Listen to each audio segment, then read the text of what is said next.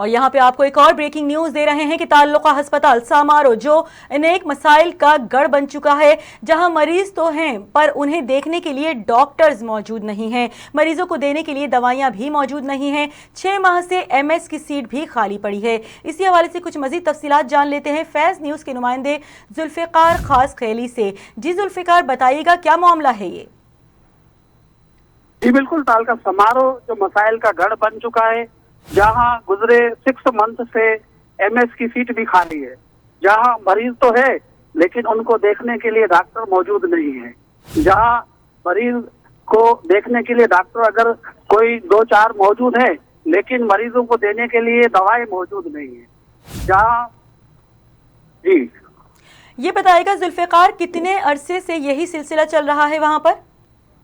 जी तकरीबन 6 मंथ पहले यहाँ पे कोई एमएस था, उसकी बाद रिटायरमेंट के बाद 6 मंथ से कोई भी यहाँ पे एमएस दोबारा नहीं आया है। नहीं इस मसले में कोई यहाँ हल्के का एमपीए या एमएनए कोई भी दिलचस्पी लेने को तैयार नहीं है। जी कोई भी दिलचस्पी लेने को तैयार नहीं है। बहुत शुक्रिया जुल्फिकार आगाह करने के लिए।